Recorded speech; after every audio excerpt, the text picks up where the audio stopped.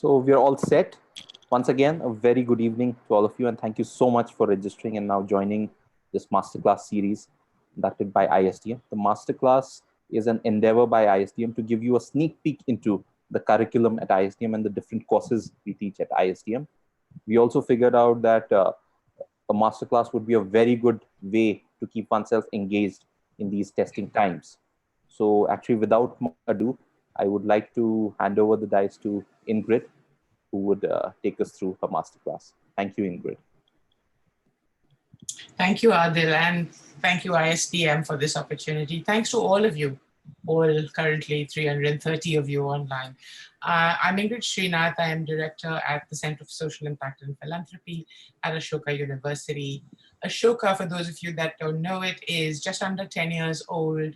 It's a not-for-profit university, actually built on collective philanthropy, and quite uniquely in the Indian higher education space dedicated to the liberal arts and sciences rather than the STEM disciplines that are much more popular in private higher education. Ashoka, one of the hallmarks of Ashoka is its commitment to enhancing inclusivity and diversity and social impact. And the center in some ways is one manifestation of that. The center is just over 3 years old. It's the first academic center in South Asia to focus on things like social impact and philanthropy, something that I still find mystifying. And what we do really is three things. We do research, we do convening, and we do some capacity building. I've spent about 20 years on all aspects of the fundraising conundrum, as a seeker of money, as a provider of money, as an advocate for more money, as an advocate around policies governing fundraising. And one thing I will promise you today, there will be no secret sauce or secret formula in this so-called masterclass. There will be no mantra that is going to unlock huge sums of money for any of you. So if that's what you're here for, you might as well sign off now. But I'll get to sharing, sorry, that's not what I intended to do.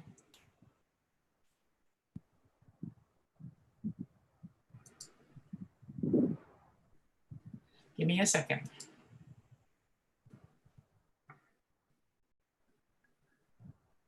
Adil, I thought I'd rehearsed this and got it all pat. Share screen is what I need to say. Yes.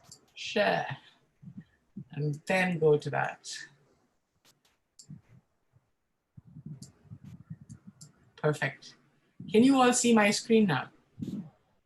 Yes, Ingrid, we can see this. Perfect. So I really want to say two things in today's presentation. We all have heard of unicorns. And before the term was co-opted by investors in the tech sector, we thought a unicorn was a mythical beast which had the body and head of a horse, a long flowing mane and tail, and a single horn in the middle of its forehead. Metaphorically, what the unicorn has always stood for is a creature able to give you the thing you always wanted, but thought that you could never have. Many of us in the fundraising space spend all our lives looking for these unicorn donors.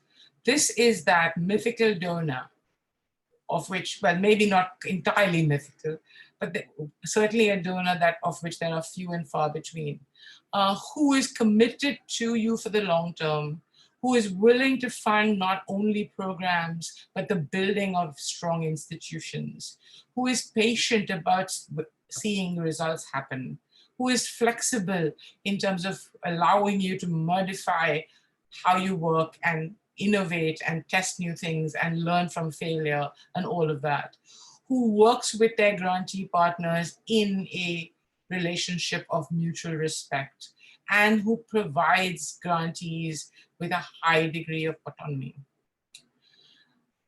In the US, this mythical entity, this gift of the unicorn, if you will, is referred to by the acronym MyGod, which stands for Multi-Year General Operating Dollars. And this in many ways is the holy grail for fundraisers in the nonprofit sector. Sadly, more often, the donors that we are encountering are in many ways the polar opposite of this unicorn. They are impatient. They want to see results this month, this quarter, this year. They are transactional. It's like, I'm going to give you this much money and this is what you're giving me in return. And that's that. There is no commitment to the organization or to the relationship. Too often, and increasingly so, they're seeking control and authorship, where the nonprofit is reduced to some sort of implementing arm of the donor institution. Too often, and again, increasingly so, donors are risk averse, which means they really only want to invest in, sadly, the things that are tried and tested. And while we certainly need to scale up things that are tried and tested, where would we be if we couldn't also find money to try new things, to test and fail, to experiment? And most of all, I think the donor that we least enjoy working with operates from a position of basic mistrust, where they assume that you are either going to steal their money or waste their money, or if they don't sort of, check in on you every few days, that somehow you're going to be goofing off. One way to counter this problem, to construct, if you will, your own unicorn donor, is through a diversified donor portfolio. And this is probably the sum and substance of what I'm going to say today. The way I'm thinking of this is, if I look at different donor groups there on that y-axis, so there are retail donors, high net worth individuals, businesses, Indian foundations, international foundations, governments and intergovernmental agencies, and earned income from some sort of business. And then if I look at those attributes that we were looking for from donors, which is commitment for the long term, patience, the willingness to invest in institutions, flexibility in how their funds are used, trust, autonomy, and in addition, layer on, does this funding allow me to build awareness of my brand or cause? And how cost effective is it? Then each donor, no donor is perfect, but each donor can tick some of those boxes. So for example, in my view, and this is only my opinion, the retail donor is not a long-term donor, but is a patient donor. They are a trusting donor by and large. I often say that the Indian retail donor is about the most trusting donor that you will find. They're literally saying, don't steal my money. Anything above, that's how low the bar is. They certainly are willing to provide a high degree of autonomy. Each fundraising ask you make of a retail donor helps to advance awareness of your brand and your cause. However, they're disproportionately expensive to acquire and retain.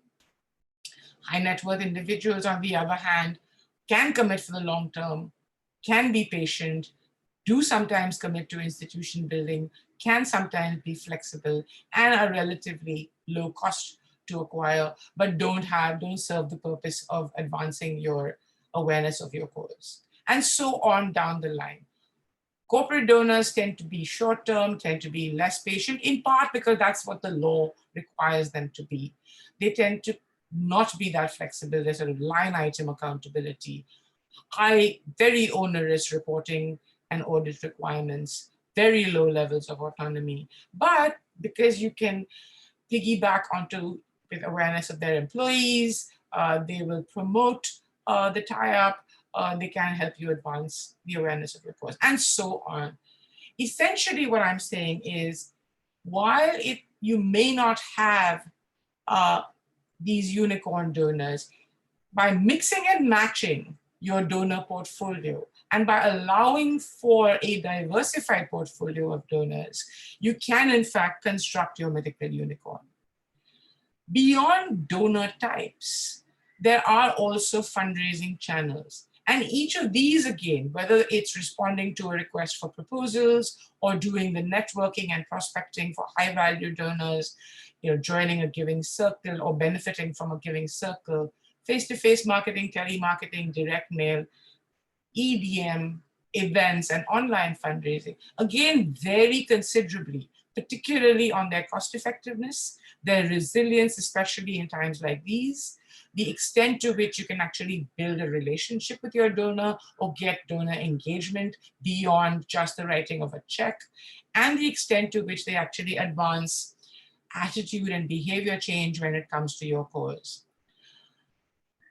One way to think of this is to think of your organization, your fundraising asks, as this grab bag of Lego bricks. And with a judicious mix of donor types and fundraising channel, you can, I submit, construct your own unicorn. I'm going to pause there and ask Adil to share with you a question.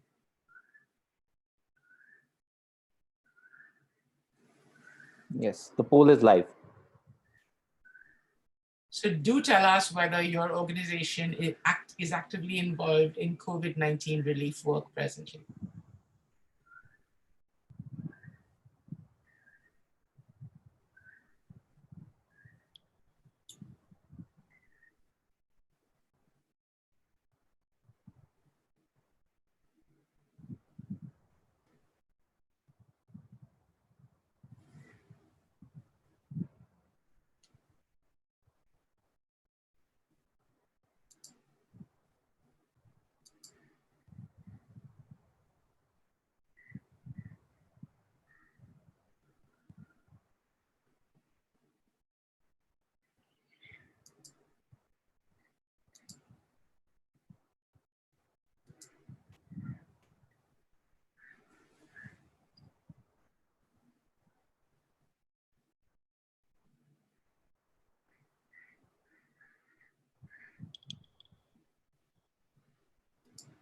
Is that done, Adil?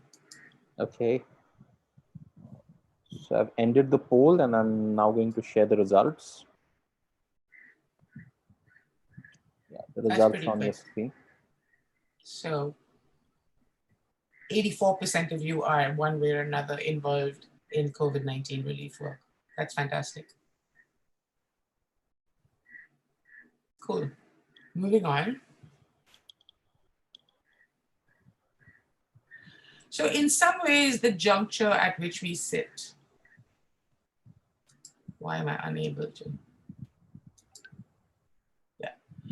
In many ways, the juncture at which we sit is one of those watershed moments in human history. You could almost, I think, looking back on this sometime from now, see this as a before COVID and after COVID era. I think we're on the cusp of changing many things, that this will simply leave very few of us unchanged or untouched. In this before COVID, in this before COVID, after COVID era, we know that we're dealing with a crisis of a scale that humanity has never dealt with before.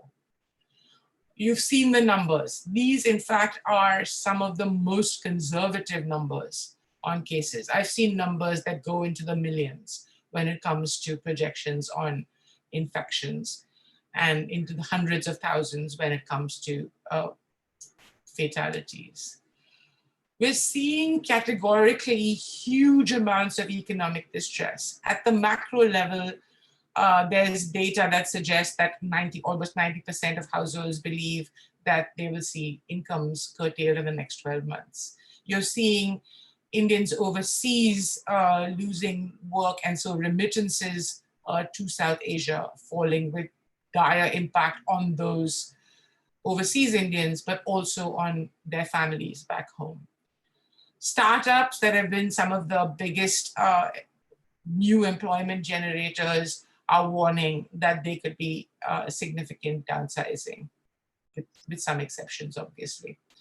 And across industries, you're seeing companies already starting to worry about whether they're going to be able to pay next month's salary or not. What does it look like for philanthropy? These are just my best guesses based on conversations we've had over the last month with a range of donors. We're seeing a huge surge in overall giving right now.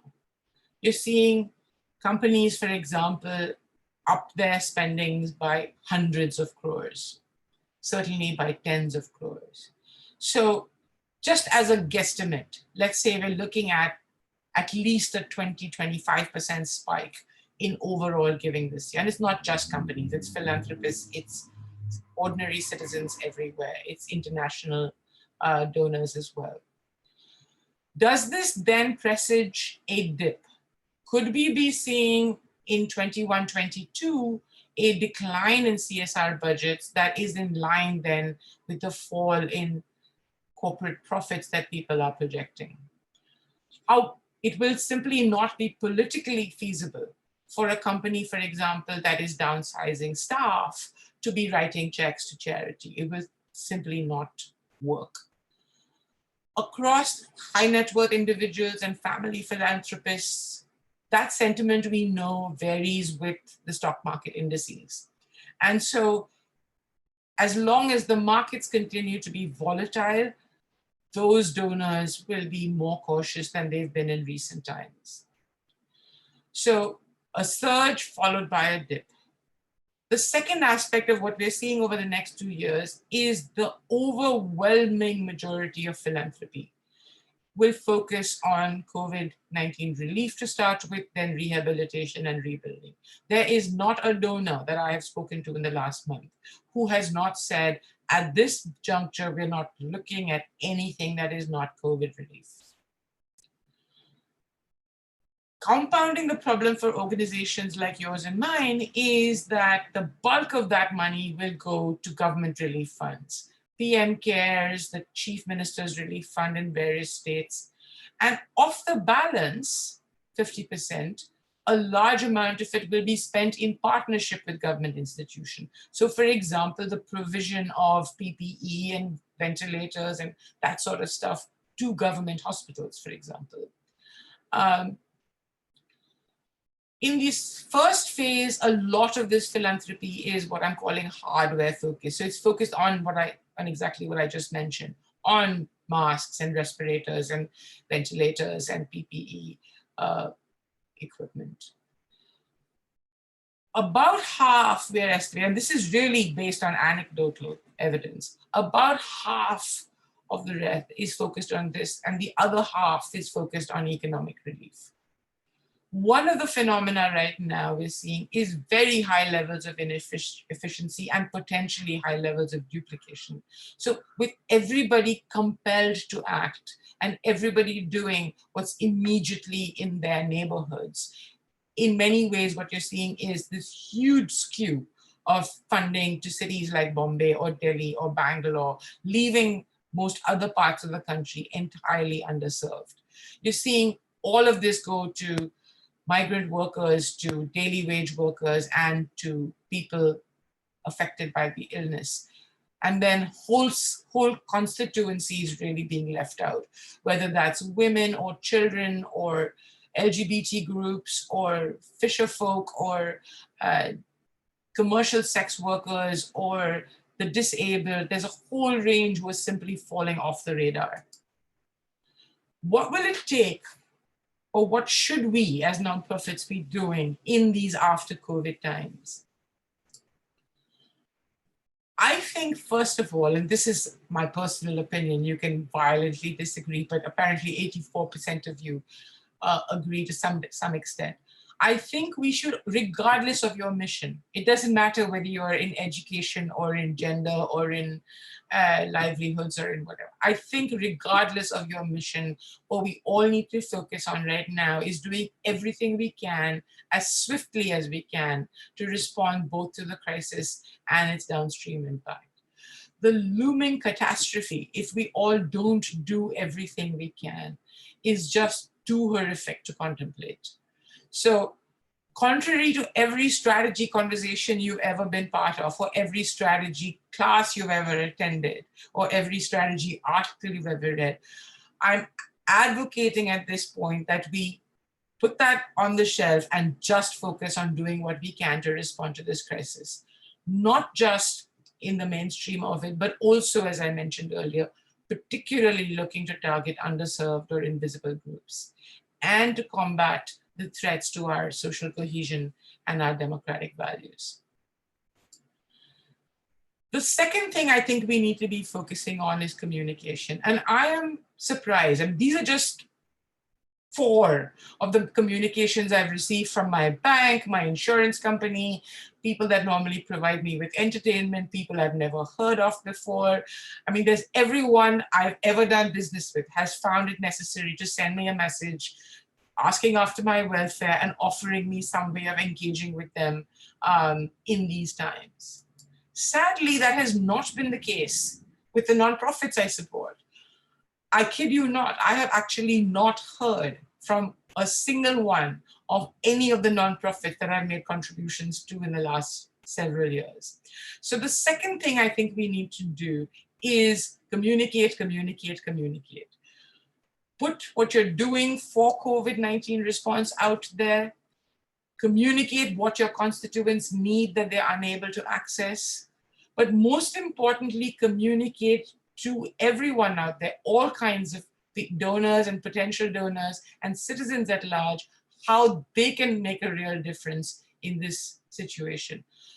What we know has shifted in recent times in the donor world is the need for agency.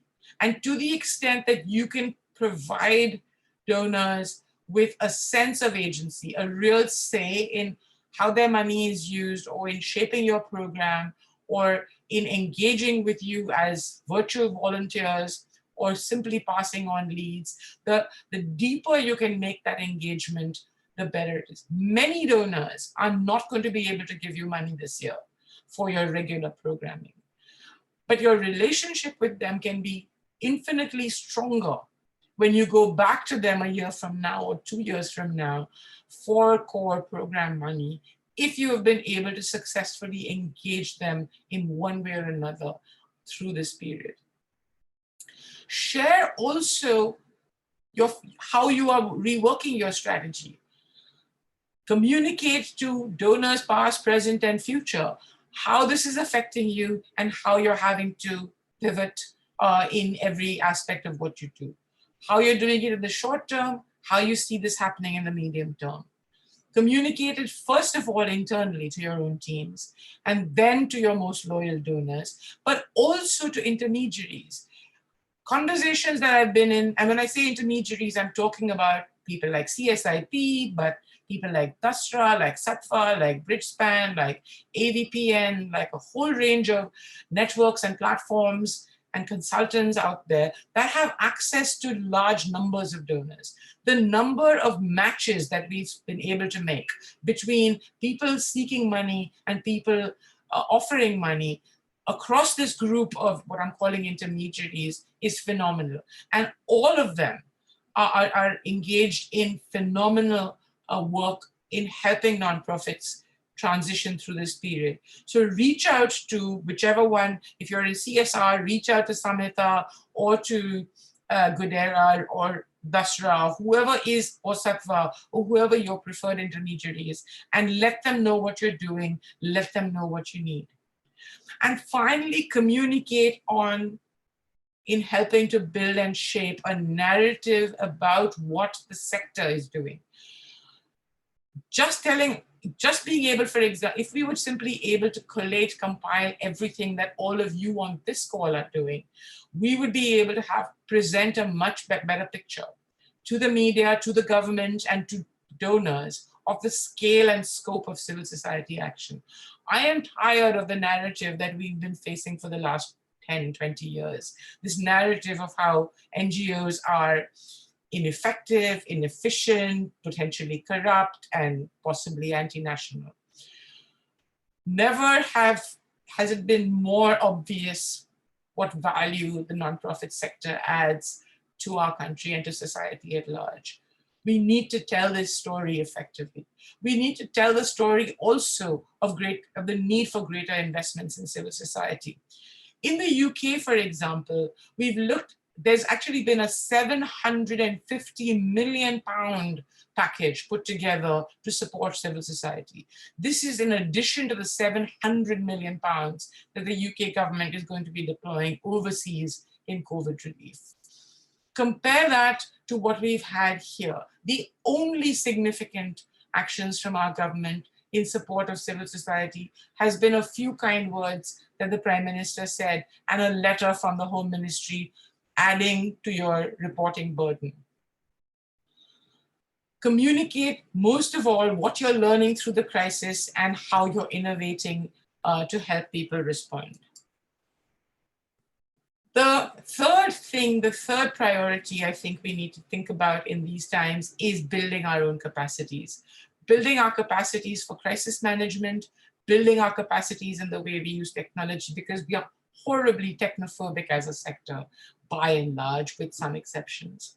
But building also, if we don't already have that diversified donor portfolio, if we don't already have those diversified fundraising channels, this is your opportunity to start to build them, especially online fundraising.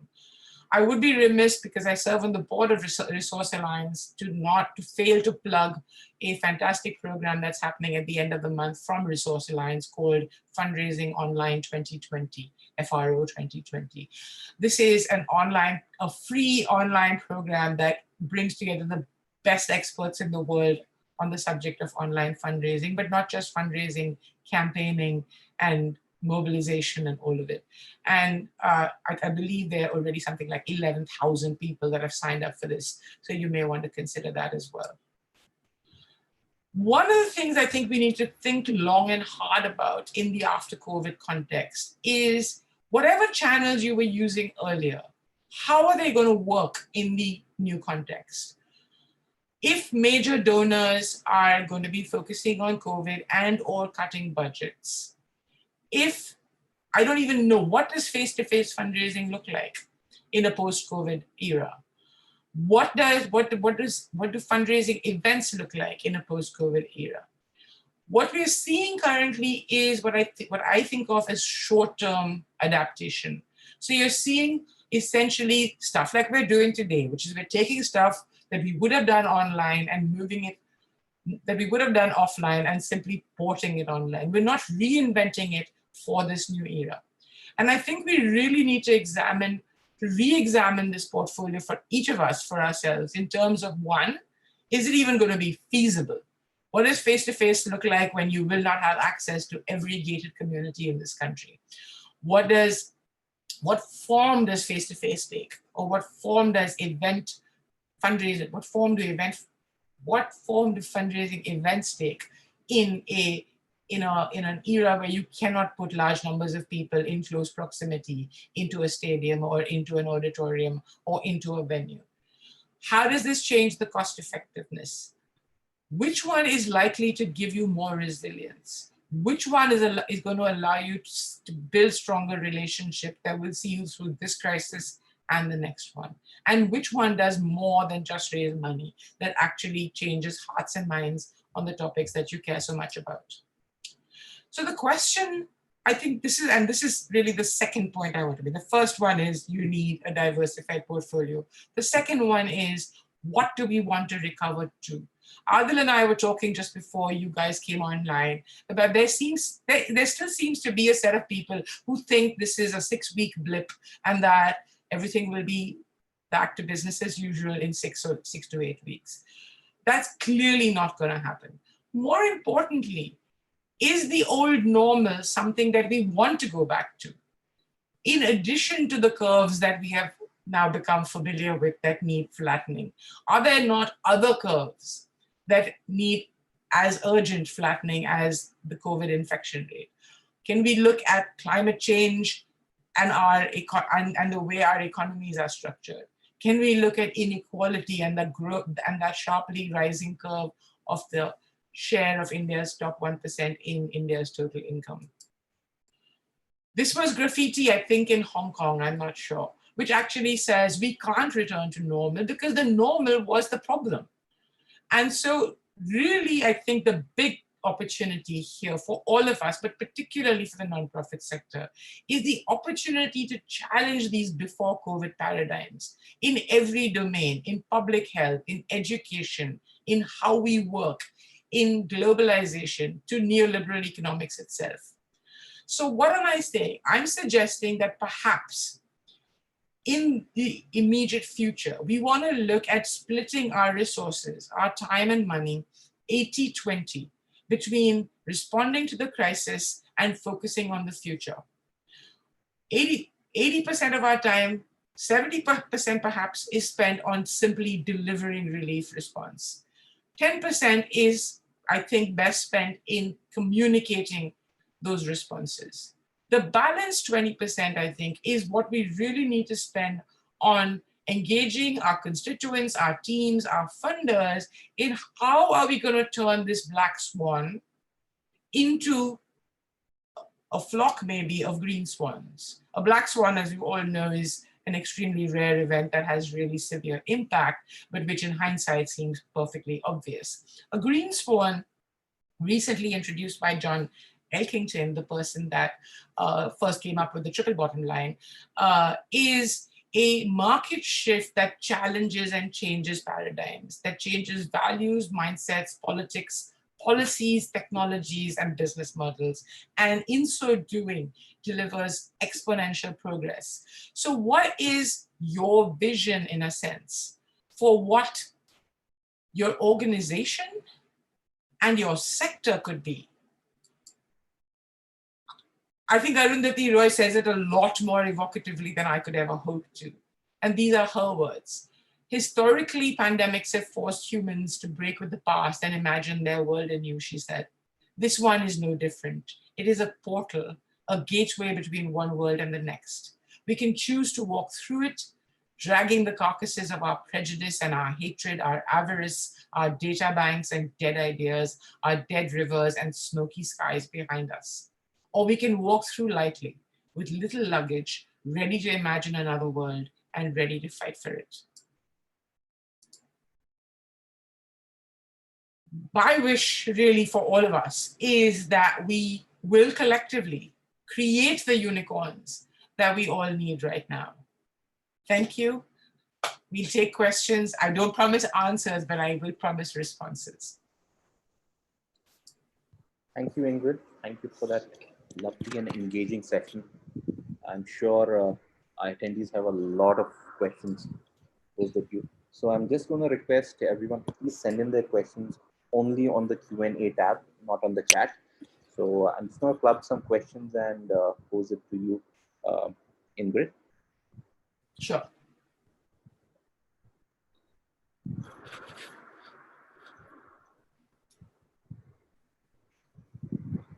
So one of the questions that actually caught my eye was that this is clearly an opportunity to reinvent. How do we go about reinventing our portfolios, or especially about fundraising once the lockdowns open up? So I think this opportunity, I mean, that 20% time that I suggested, is one of the things you could be doing is learning more about different fundraising channels and different donor segments and testing things with there. Maybe you've never had a better opportunity to take that time to actually just experiment. So literally with 20% of your people and 20% of your time dedicated to this aspect, not just reinventing your fundraising portfolio, but really looking at who do you want to be as an organization in this post-COVID world? How do you envision your sector? I mean, we're not, ISDM and Ashoka are both higher institutes of higher education.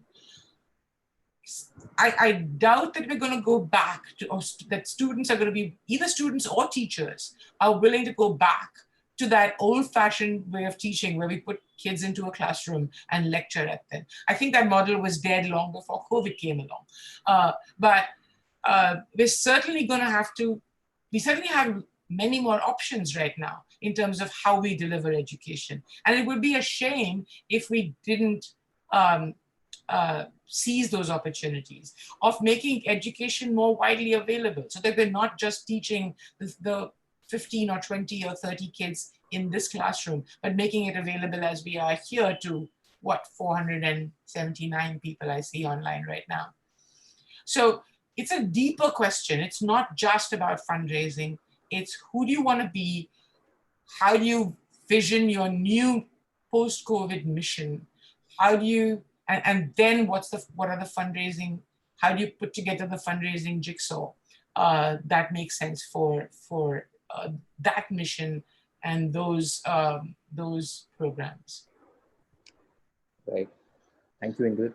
I think one of the major questions, and a lot of people are asking this question, is what would be your advice vis-a-vis fundraising? A, for people who are looking at starting new social purpose organizations, and B, for already existing ones. So it's a rough time to be starting a new organization because nobody's paying attention to anything outside of COVID. And so in a sense, the only way to get attention at this moment is to make a material difference on the COVID front. So for example, I'm seeing organizations, relatively new organizations, who were piloting stuff in cash transfers, suddenly being able to gain traction because they've pivoted from a small cash transfer program in Rajasthan to a national cash transfer program that addresses the needs of COVID, people affected by COVID. So if you're gonna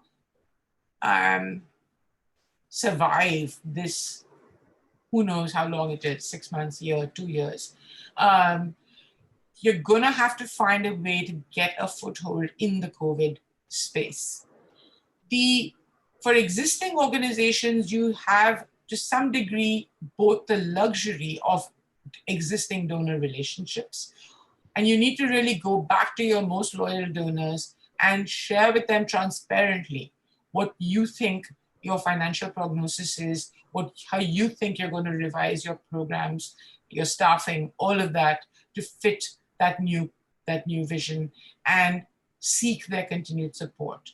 So as a rule of thumb, if you're talking to someone you've never spoken to before, chances are you need to be talking to them about COVID. If you want to talk about core programs, your non-COVID programs, you're probably going to have to limit that appeal right now to people who already know you. Thank you, Ingrid. So one more question that a lot of people seem to need some more clarity on is the dichotomy between the black swan and the green swan. So if you could shed a little more light on that. So I can't claim to be an expert on either. I mean, I think the black swan was something that Muriel Rubini created or invented as a concept in the wake of the financial crisis of 2007, 2008. He was one of the few economists, you might remember, who actually predicted the crisis. And a black swan is exactly that, which is, it's this out of the blue, extremely rare event that completely takes you by surprise and has massive negative impact. But when you look back on it with the luxury of hindsight, it's perfectly predictable, perfectly obvious. And COVID, in a sense, is exactly that. It is a huge black swan. Bill Gates and a bunch of other people have been warning us about this for years. And so it was clearly entirely predictable. It's clearly massive. It's clearly a rare event, and it clearly has sweeping consequences. The green swan, on the other hand, is a relatively new concept. So John Elkington, who invented the triple bottom line, as I said, recently did something very rare in the world of concepts. He recalled that concept. Like you would do a product recall if the product wasn't working. He actually recalled the triple bottom line as a concept and said, this is simply not working. It's really just whitewashing, greenwashing, reputation washing happening, and it's not making the kind of difference we need to make. And what he's proposing really by way of green swans is the big, new, dramatic, paradigm shifting changes. So you're saying, perhaps, I don't know, perhaps I was talking to one of the largest philanthropic organizations in the country a couple of days ago. And this organization has entirely pivoted. Almost 100% of its very sizable resources are being, both financial and human, are being deployed to health now, as opposed to education, which was their single-minded focus in all the years that they've existed. And it is conceivable that this may become their program for the foreseeable future. It will fundamentally alter that organization. It will, I think we have the opportunity to fundamentally alter public health, that we don't have this situation where only a few of us can afford decent healthcare. I think we have the opportunity here to fundamentally alter employment. I mean, to seriously challenge the casualization of labor, the whole gig concept. I mean, I'm not averse to the gig idea, but how do you ensure that we put in place a welfare safety net so that it's not so easy for somebody to go from working 14, 16 hours a day to being entirely to starving in the space of 4 hours? What sort of welfare systems can we invent to fix that? Can we look at this whole universal basic income idea, and that could fundamentally change inequality, opportunity. I mean, just now, for example, we're seeing girls being trafficked, child marriage happening, because parents are so desperate to find some way to get their children, to keep their children safe, or to not have this burden of feeding another child.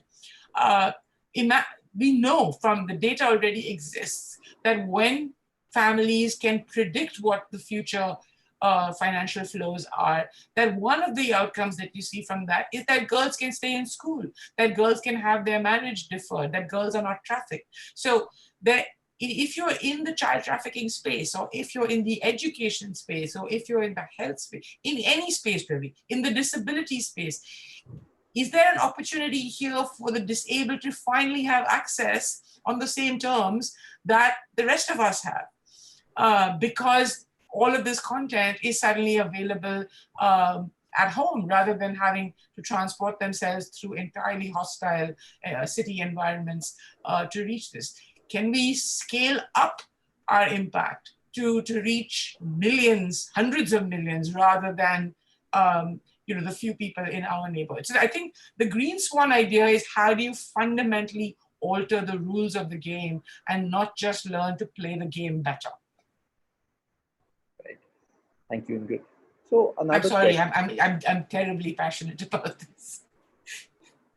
Well, Ingrid, another question that a lot of people have asked this question is, post the COVID situation, nobody can deny the fact that education and health will be two sectors that would have suffered a lot. But at the same time, these are two sectors that are very important in mitigating the effects of the COVID situation. So the question is, how do you think, what will be the scenario, especially if we're talking vis-a-vis fundraising? What will be the scenario in these two subsectors of health and education post-COVID? It's not a pretty picture. We don't have enough data yet. There's multiple organizations working on getting this data. We are currently conducting a survey among nonprofits, and I know others are talking to donors about what the future looks like. It's hard to predict at the moment. It's hard to even spare the bandwidth to think about these issues at the moment. But it doesn't, certainly for the next 12 to 18 to 24 months, we're looking at a mass shift of money from those core programs to one, the Prime Minister's fund and the Chief Minister's fund, and then to other forms of COVID relief. So even the big organizations, even the organizations that have been around for 20, 30 years and that have fantastic track records and have loyal donors, are already starting to struggle when it comes to core programs. So we're gonna have to seriously look at, how do you operate perhaps with a smaller budget and yet either retain your impact or grow your impact, rather than simply saying, well, there's no money, so I should shut down. Right. Thank you, Ingrid. So I think we have time for two more questions, and I'm just going to pick the two questions that actually are shortlisted. So one very interesting question, especially in the times of lockdown when we are not supposed to move out of our houses, how how can one use the many online methods of fundraising? So, what is the importance of adapting to these methods as opposed to going and meeting and people and convincing them? So, how important is this now to for social purpose organizations to have that skill, to have that know-how of using these tools to be able to raise funds in a better way? I cannot overemphasize this. This is the criticality of this. I mean, this.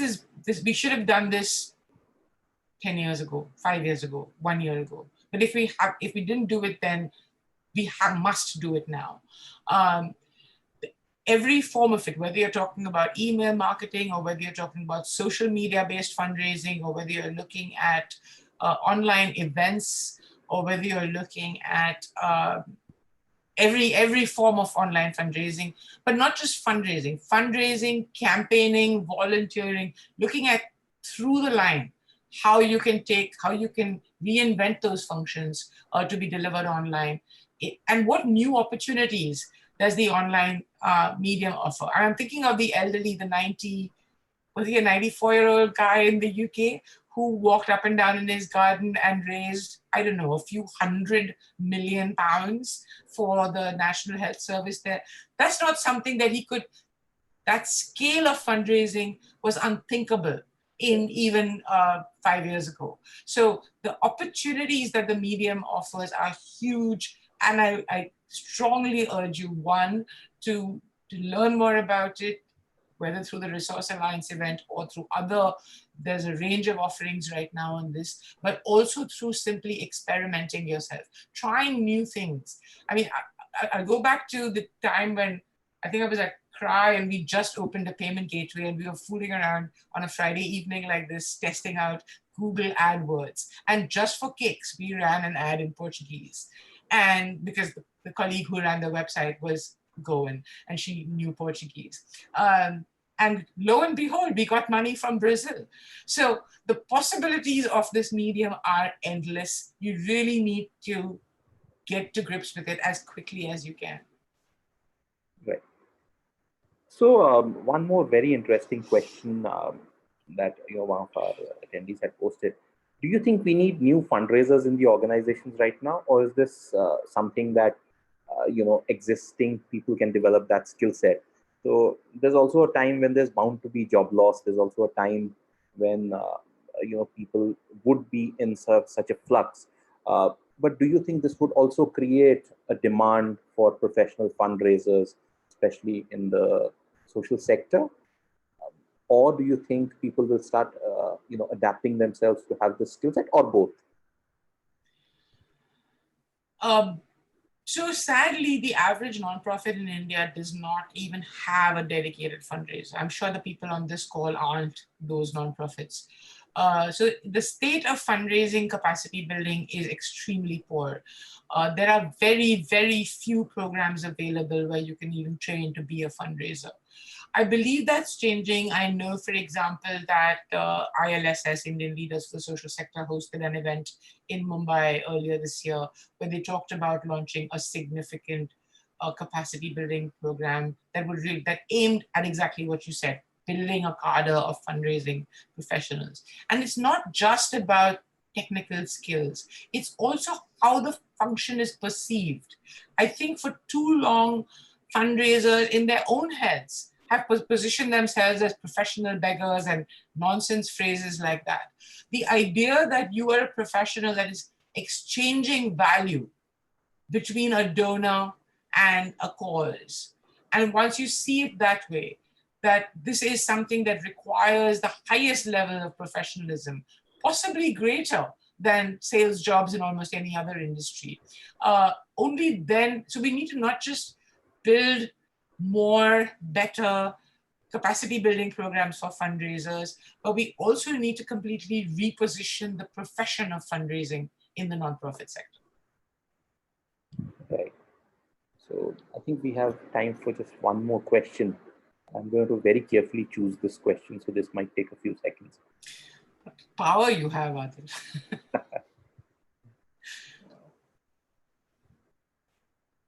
So this question is really about the online the fundraising environment in general, and I'm sure, and it's nothing surprising that people are worried right now, and this would mean donors as well as fundraisers are worried.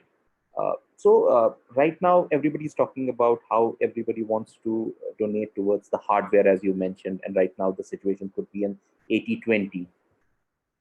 When do you see this situation in the maybe not in the near future, maybe sometime turn back to a 50-50 and then beyond that? So that, niche social purpose organizations, like organizations that deals in something like child palliative care or mental health, some things that right now, by virtue of the COVID, could take a backseat. In how much time do you think the donors could come back and start looking at the niches? So I still think there's some donor appetite for what you're calling niche causes. If they're positioned as this is how this group of people is being affected by COVID. So for example, I saw an appeal from an organization called Can Kids that was about how kids with cancer were having difficulty accessing treatment because of the lockdown. So if you can find that angle, so to speak, you still have a shot at accessing funding here and now. When does this end? Nobody knows. Anyone who tells you differently is lying. This can go so many different ways. I mean, the scenarios, you could be looking at years of travel restrictions. You could be looking at repeated lockdowns for the foreseeable future. You could be looking at social distancing being a requirement for the longest time, for forever. Maybe we'll never shake hands again. Who knows? I'm not a great fan of the handshake, but so it's beneficial to me. But can we hunker down and say, well, if I just make it past the next 6 months, then things will return to normal? That's not an assumption that you can make at this moment in time. You really need to think about, if this persists for 12 months or more, then what does my plan look like?